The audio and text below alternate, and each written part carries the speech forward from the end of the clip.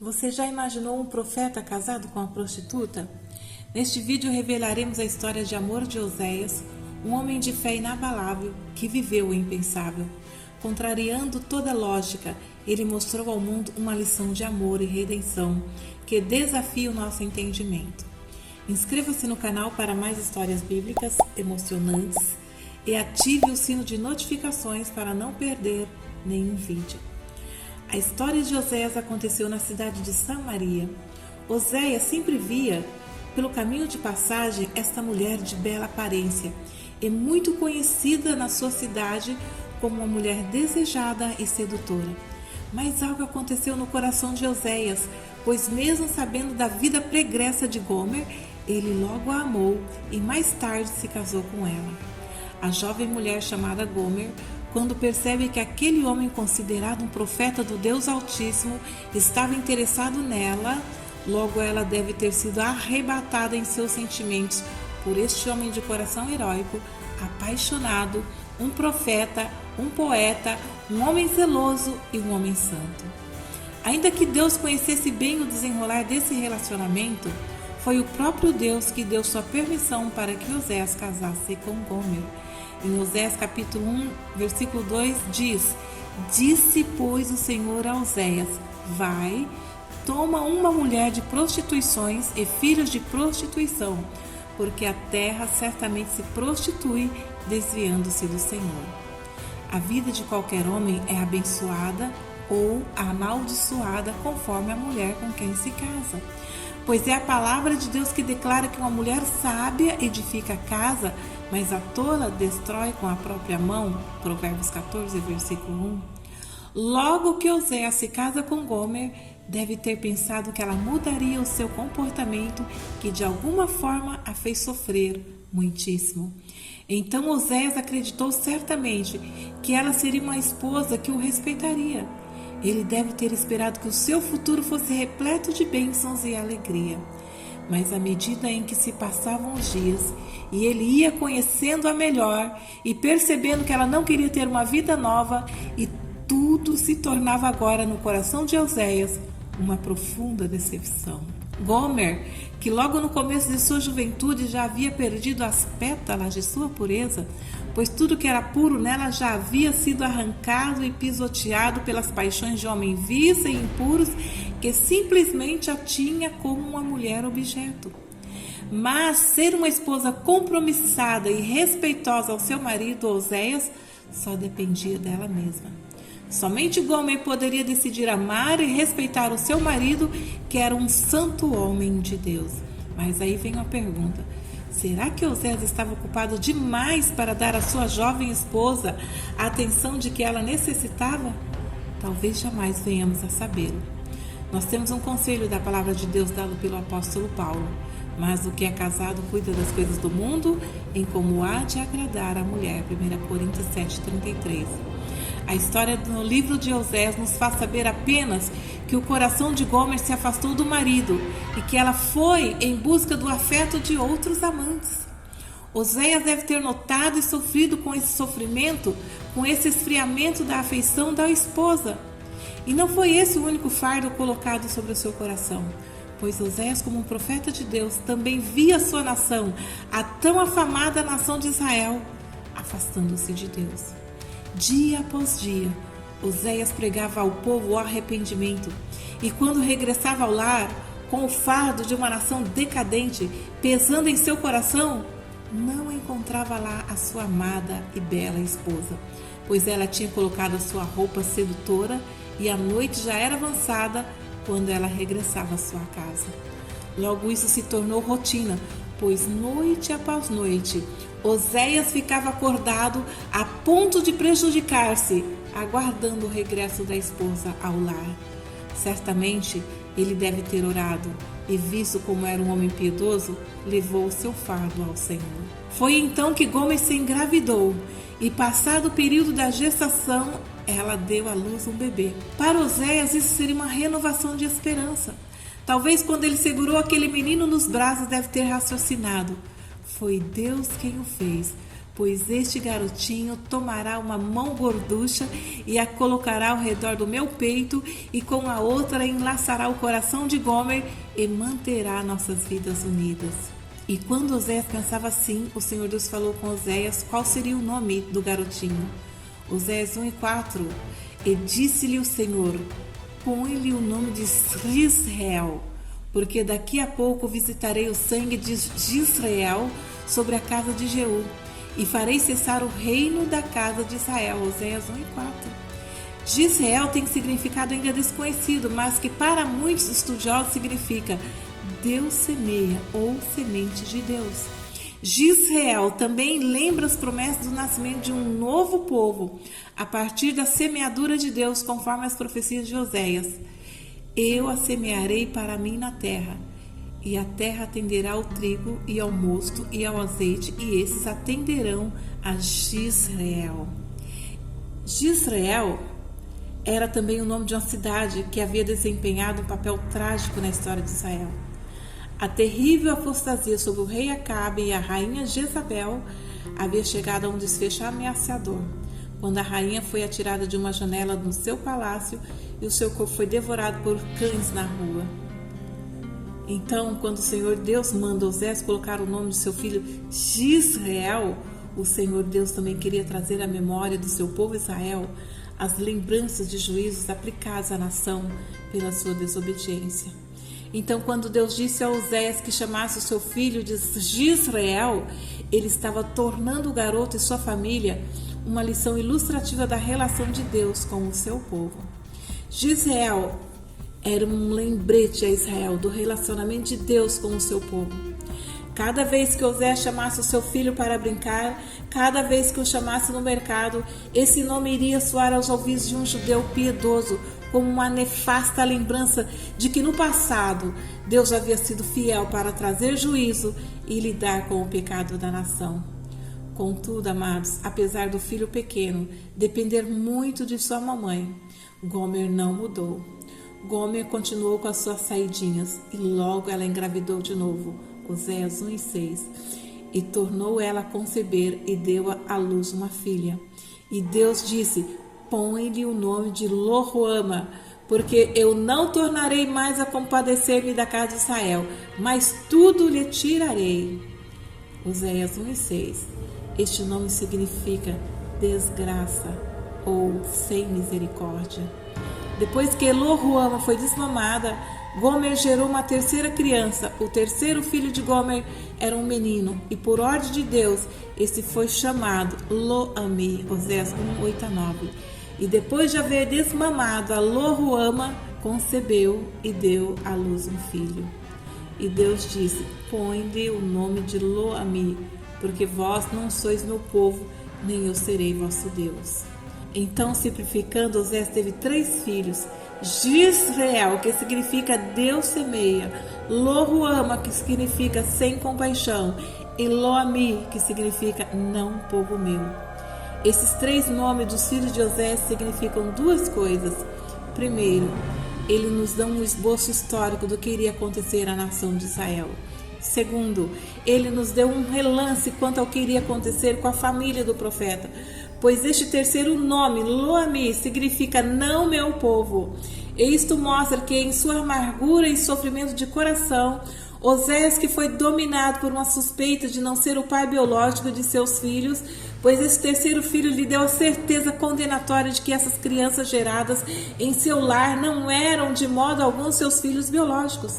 Muito embora Gomer vivesse em adultério, Oséias não quis divorciar dela. O que aconteceu depois pode ser avaliado conforme a mensagem de Deus dada por Oséias ao seu povo no capítulo 2. Aqui neste capítulo parece que Gomer o abandonou. Um dia, quando Oséias chega em casa após um trabalho exaustivo, ele certamente já vinha pensando naquelas pequenas crianças, mas quando chega em casa, lá estava Gisrael, um menino com 6 ou 7 anos, cuidando de seus irmãozinhos. E Oséias chega para preparar a refeição, pois como sempre lá não estava a mamãe. E quando Oséias abre o armário, lá estava um bilhete pregado na porta dizendo que ela estaria indo embora para viver sua própria vida, deixando as crianças com Oséias e que este não deveria ir atrás dela. Em Oséias 2:5, conteúdo do bilhete: irei atrás de meus amantes, que me dão meu pão e a minha água, a minha lã e o meu linho, o meu óleo e minhas bebidas. Como Oséias deve ter sofrido. Ele a amava tanto e chorou tanto por sua causa. Ele lhes dá o jantar e escuta suas orações e depois fica velando até que adormeçam. Mas Oséias continua insone. Muito embora Gomer tenha abandonado o lar, não abandonou seu coração. Que era como se ela tivesse morrido. Seu coração doía por saber que ela escolhera uma vida que certamente a levaria à ruína. Seus amigos provavelmente lhe disseram: deixa ir, Oséias. Agora você pode se livrar dessa adúltera de uma vez por todas. Mas Oséias não pensava assim. Ele queria tê-la em casa de novo. Então podemos visualizar o profeta à noite, colocando na cama seus filhos para dormir. Ele tem que ser pai e mãe ao mesmo tempo. Provavelmente quando Gomer abandonou Oséias, pensou que iria melhorar de vida. Oséias 2:5, porque sua mãe se prostituiu, aquela que os concebeu ouve-se torpemente. Porque disse: irei atrás de meus amantes, que me dão meu pão e a minha água, a minha lã e o meu linho, o meu óleo e as minhas bebidas. Talvez ela tivesse sido iludida por promessas de alimentos exóticos, roupas luxuosas e excitantes. Mas como sempre acontece com as pessoas que trilham esse desastroso caminho, que a princípio parece conduzir às alturas, de repente muda e cai até as profundezas. Todo esse tempo Oséias ficou observando a trilha degradante seguida pela esposa. Eventualmente parece que Gomer caiu nas mãos de um homem incapaz de prover suas necessidades básicas da vida. Mesmo sem o amor da esposa, Oséias deve ter decidido prover suas necessidades. Podemos imaginá-lo indo à casa do amante dela, apresentando-se dizendo: o Senhor é um homem que está vivendo com Gomer, filha de Diblaim. O homem responde: bem, e se eu for? Oséias diz: sou o marido dela. O homem fecha o punho e se prepara para a luta. Oséias diz: não, o Senhor não entende. Veja, eu amo minha esposa, amo-a profundamente e gostaria de saber se o Senhor receberia um pouco do meu ouro e da minha prata para comprar as coisas de que ela precisa. O homem olha espantado para o profeta. Contudo, ao ver a prata na palma de sua mão, ele pensa: não existe um tolo maior do que um velho tolo. E concorda com a proposta do profeta. Vocês me diriam: não é lógico um homem dar prata e ouro para a manutenção de uma mulher que foi falsa com ele. E qualquer homem que se diz racional concorda plenamente que não é lógico ajudar uma pessoa falsa e traidora. Mas o caso é que, conforme se vê, Oséias não está agindo pela lógica. Ele está agindo por amor. Amor que tudo sofre, amor que tudo crê, amor que tudo espera, amor que tudo suporta e jamais acaba. O amor é de Deus e é infinito. Amados, amemos uns aos outros, porque o amor é de Deus. E qualquer que ama é nascido de Deus e conhece a Deus. 1 João 4:7. Oséias está desempenhando com Gomer o papel que Deus tem desempenhado com você e comigo durante toda a nossa vida. Vejamos então este libidinoso crápula, o atual amante de Gomer, voltando para casa. Seus braços estão cheios de coisas compradas com o dinheiro de Oséias. Gomer sai da cabana, vê o amante com os braços cheios de provisões e se atira sobre ele, enlaçando-o e agradecendo pelo que ele fez. Mas em algum lugar, por trás das sombras, vemos Oséias. Ele tem uma rápida visão de Gomer e esta lhe enche o coração. Ele vê quando Gomer extravasa o seu afeto pelo sensual amante, agradecendo as coisas que o amor do marido lhe proveu. Em lágrimas, Oséias diz: ela, pois, não reconhece que eu lhe dei o grão e o mosto e o azeite e que lhe multipliquei a prata e o ouro que eles usaram para Baal. Oséias 2:8. Antes de se zangar com uma mulher como Gomer, gostaria de lembrar-lhe que você e eu temos feito exatamente isso com Deus. Pois é das mãos de Deus que recebemos o dom da vida. Dele temos recebido o alimento para nossas mesas e as vestes para os nossos corpos. Contudo, quão depressa agradecemos a todos e a tudo, exceto a Deus que nos deu. Agradecemos aos amigos, ao governo, agradecemos o nosso vigor físico, a tudo e a todos, exceto a Deus, de quem provém as bênçãos. Em Oséias 2, 9 a 23, Deus anuncia o seu plano de dupla face, no sentido de ganhar de volta o seu povo. Primeiro, ele diz que lhe trará dureza, privando-o de todas as boas coisas da vida.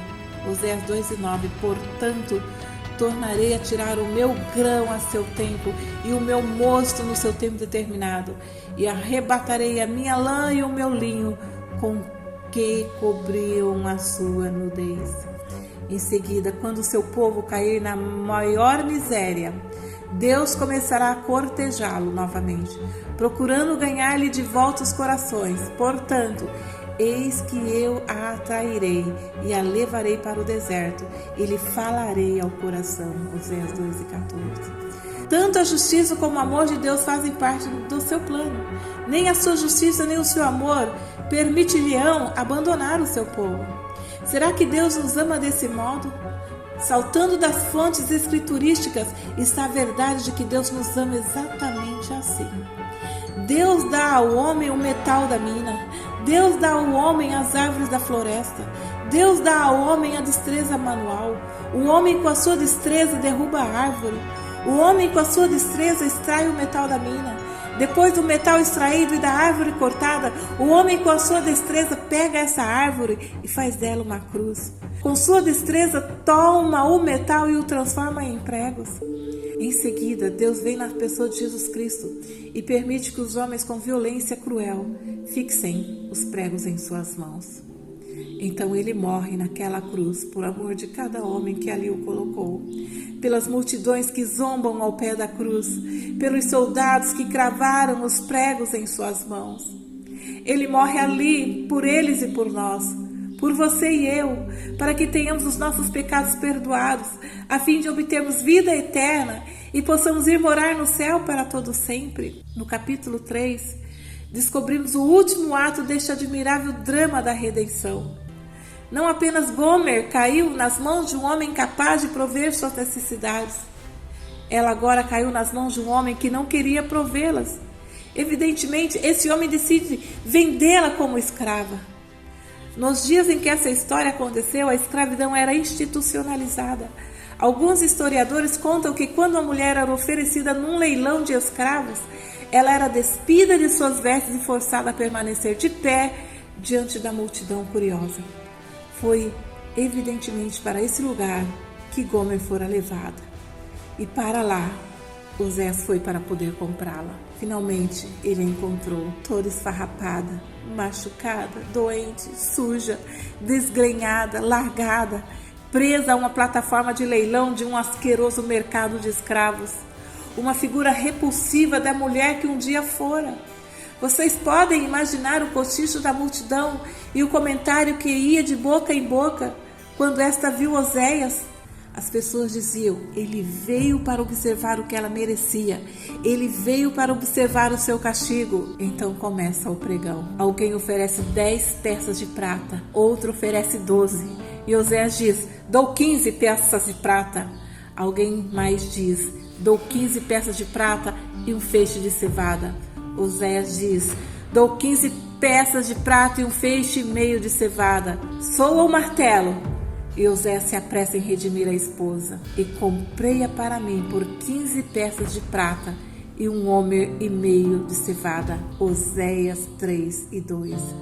Enquanto a conduz para longe da multidão, o povo deve ter dito: é um preço alto pago pela vingança. Por que não apenas deixou que ela fosse vendida como escrava? Por que pagar tanta prata por uma mulher que usou de falsidade? Mas Oséias não comprou sua esposa a fim de puni-la, mas para redimi-la.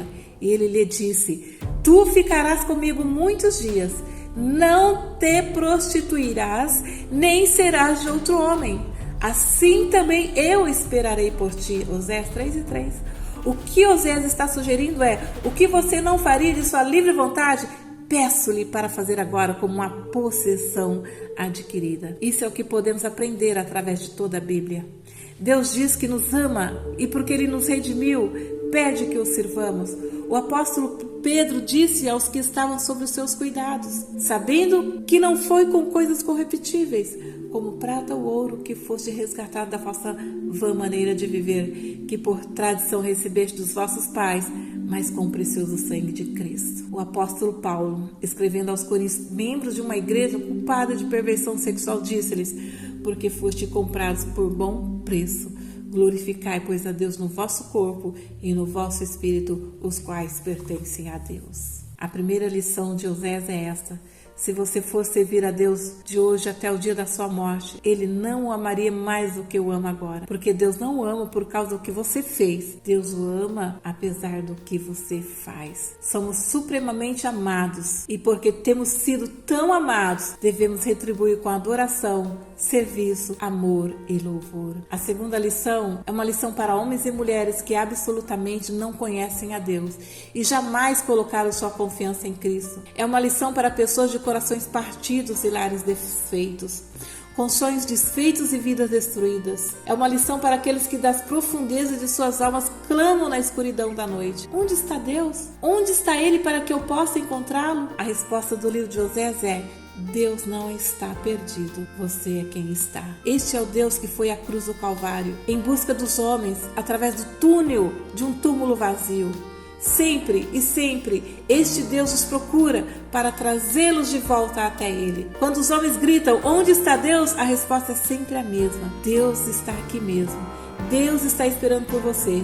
Ele pede que você venha até Ele. Deus o espera para abraçá-lo com seu amor. Deus o apressa a vir pela fé, a fim de conhecê-lo e conhecer a significação do amor na verdadeira profundidade do seu coração. Se você gostou desse vídeo, deixe o seu like, comente suas reflexões, compartilhe com amigos e familiares. Obrigado por estar conosco hoje e lembre-se, cada vídeo é uma nova porta para o conhecimento e inspiração.